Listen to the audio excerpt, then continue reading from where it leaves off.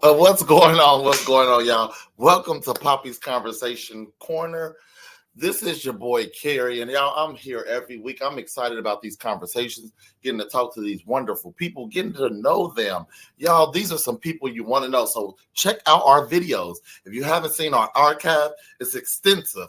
Our production manager, he's backstage. He's always working. We have archived videos. If you've not checked out our YouTube channel, y'all, I'm asking you to check out and subscribe to our YouTube channel. I'm so goofy right now. Anyhow, y'all, it's your boy Kerry. Y'all here with me today. We have the phenomenal, the world-renowned, the city. I almost call her the city auntie. I'm not gonna give her that title. She's not the city's auntie, but she is Ebony Davis. She's doing some great work here in the city of Cincinnati and our school system. And like I've been saying over and over and over and over and over again, big ups to Ebony Davis and all those who are co-laboring with her in the ministry, because that is deep work, y'all. I'm telling y'all, it's not easy work, but she's doing it, and she does it with a smile, and a beautiful smile, must I say. When you get on this camera, you're going to see that smile, because that's the first thing she's going to do. She's going to smile when she gets on this camera. So I'm excited, y'all, about this conversation. Do me a favor, hit the share button, let somebody know that we're talking today. Heart the video. Let somebody know that Ebony Davis is about to drop some gems. She's going to let us know who she is, where she's from. She's going to give us some encouraging words, some things that she tells her clients. I'm prepping her right now, so hopefully she's listening. We're just going to learn something about her. So if our producer, if you don't mind bringing Ebony Davis on this platform, y'all, I'm going to scream when she gets on. See, and the smile. See, I love it. Kerry. Hi, Kerry. Hi, everyone. How you doing? I'm doing okay. Just a little bit nervous. You know, it can be a little unnerving sometimes with this sort of a process. So no, you don't have to worry about it. It's literally just look at me and you'll be okay. I'll be okay. No, so how are you? How are you? I'm doing okay. I'm actually in really good spirits today, and it's been a good day. I can't complain. It's beautiful outside. Happy to be here with you guys, and so it's been a really good day today. So tell us something about you. I see Ebony Davis, and I see all of those letters behind your name. So tell us who Ebony Davis is. Actually, some of those are new initials, and I've got some coming soon. But I've been working hard. So yes, I am Ebony Davis, like you said, and I'm actually from Cleveland, Ohio. I moved here in 2017, and I think, like a lot of people, I think I have found it interesting that a lot of different therapists and people that I'm getting to know that are in this field, a lot of us got our start in child welfare. And so I am actually not any different than that. It's kind of a full circle story, how I got into the field.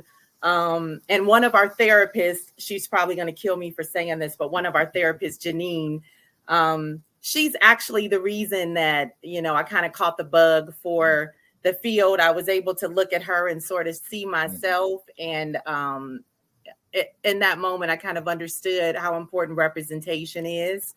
Because when I saw her, I thought, I can do that. So that was at an agency some years back. And I was kind of indirectly doing the work, working really closely with some of the agency therapists. And I was kind of doing some of the things that I do now, just on a smaller scale. working with families, working with children, creating plans for them, strength and needs-based plans, goal-driven plans, that sort of a thing. And then Janine kind of made that all cohesively work together and decided to go back to school because I was really kind of doing the work already. And then just really wanted to reinforce more of what I saw the therapist doing. And that's kind of how it took off. So, because I heard several things in there, when you're talking, my mind started going. So, one, I want to, because you're actually the first, kudos to you. So you're the first on this platform to actually put all of those letters behind your name. So I want the people to know, I know what at least one set of those letters stand for. But let us know, is Ebony Davis, LPC, CTP? So that is a certified trauma professional.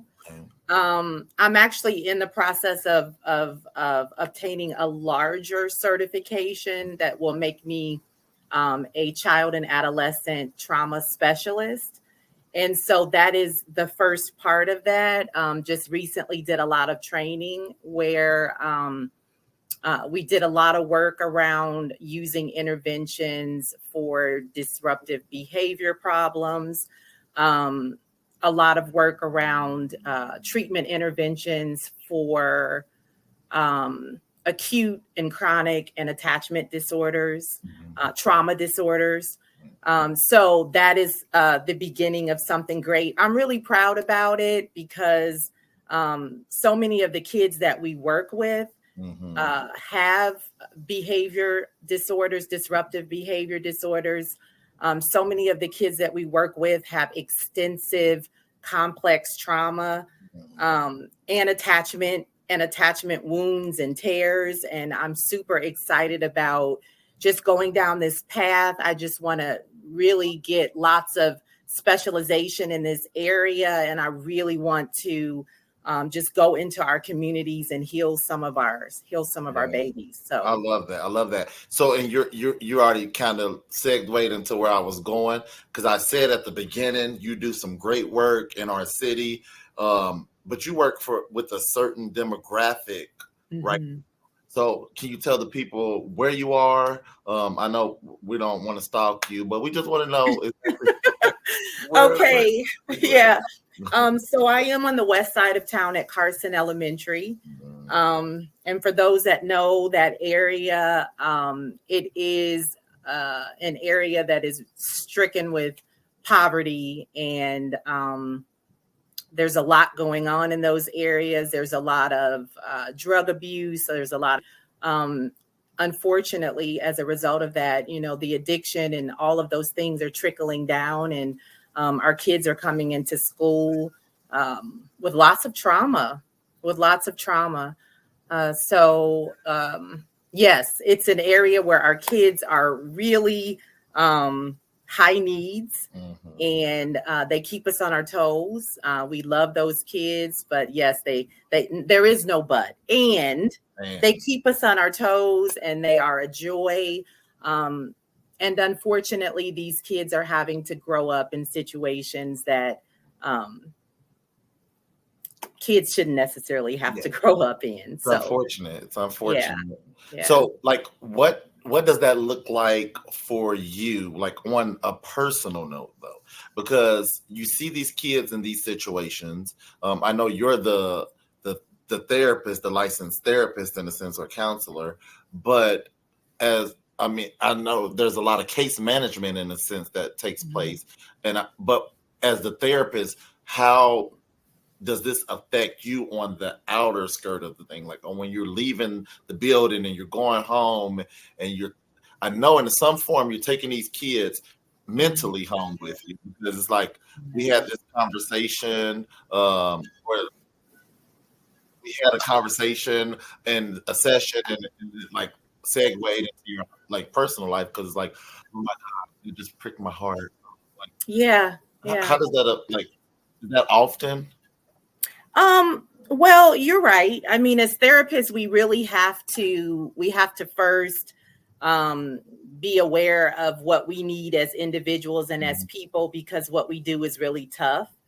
And I think I learned really early on. I mean, I went through a really good program and they really stressed the importance of self-care. Mm-hmm.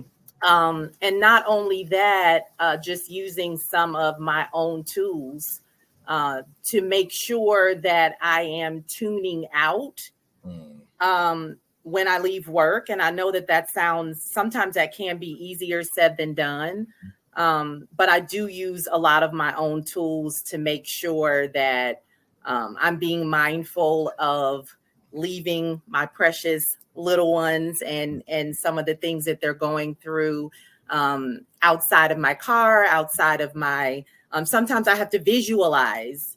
I have to visualize, packing some of those things up and then unpacking them the next day. So I do have to use tools, and also I just make sure that I show up for those kids and I'm as present as I can possibly be. I mean, I've formed really great relationships with my kids, and I do things out of the ordinary sometimes just to recognize them and to just go that extra mile for them on special occasions and things that matter to them. And as long as I'm doing the best that I can do, and I'm there for those kids in a way that some of them have never felt. I have to have some grace for myself. Yeah. You're talking about what kind of tools and what kind of things can I give you all to take with you. And one of the biggest things that stands out for me at this point in my life, and what I talk about all the time, is just having grace for yourself in every situation. Just have some grace for yourself and others. I love that. I needed that yesterday. So where were you when I needed that for myself? Yeah, you should have called me. I should have called you. I needed you. Another tool though that you said, and I don't want to keep diving into your methods because I don't want. No, you can share your methods with other therapists. That's fine. But the whole packing and unpacking thing. Can you expound a little bit on that? Like you're saying, like when you're leaving, you're packing it up and to only come back to work to unpack it the next day. Like in a sense, if you could help me, because I want to use that. So how does that look? Like, what does that look like in a sense to you? I use visualization, and I teach my clients to use visualization, all different kinds of visualization. I literally imagine a conveyor belt. And I watch myself pack up worries. I watch myself pack up stress, whatever it is that's on my mind that I am really wanting to leave there for that moment. I visualize packing all of those things up in a box. I let my clients know those boxes can look any way they want them to. If you need it to be see-through, does it need to be ironclad? Does it need to just be loosely closed? Whatever it is. And then reminding them that you can come back to this, right? You can come back to this. And I will put that box on the belt, and I literally visualize it going down and away. And that is where all of those things need to stay. And sometimes that can be easier said than done too. And that's when some other techniques can come into place. But I do, and it's actually very helpful for me to remind myself that it's time to put those things away until, and then the next day I can unpack those things and deal with them again. I love that. And I'm going to use that. So I'm going to shout out to you when my life starts changing, because I'm going to start doing Yeah. I appreciate that. That's a tool. Like, you're welcome. That's something that some of us need to do. Like, we don't understand how much we take with us from work and we take it home into our personal lives. Because definitely in your field, or in the field that we're in technically, it can be draining in a sense. It can be a weight if you allow it. You have to have those tools to learn how to keep it in the workplace, in a sense. Leave it in the workplace. And I know, like you said it a couple of times, it's easier said than done, but it's good to get those things into practice, because then it can become normal. So Yes, like it can become, absolutely. like a process, like, or it will be second nature to you.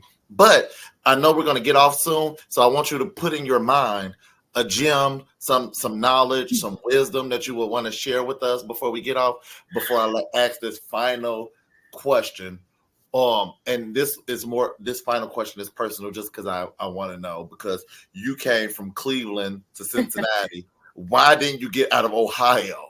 Why Cincinnati? You know what? Sometimes I feel like that's going to be the next step in life. Well, my parents got here before me. Okay. And so they've been here. They were here about 10 years before me. Okay.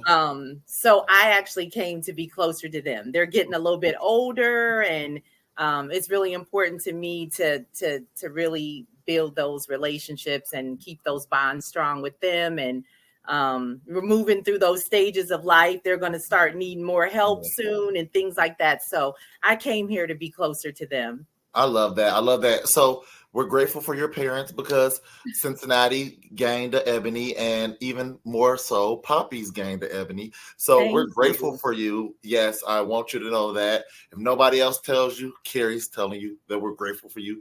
Your city is grateful for you because the work that you're doing. So even the more, we're grateful for you. So before we hop off, let us know or drop some wisdom on us. We need some Ebony wisdom today. What do you have for us? Oh my goodness. I think you'd put me on the spot, Carrie. And you know what? I have to go back to, I mean, if I could tell my younger self anything, it would be, slow down, to enjoy the ride, to enjoy the view. Stop sometimes, just so you can enjoy the ride, so that you can enjoy the view. Because I spent so much of my younger years, and I'm still guilty of it sometimes.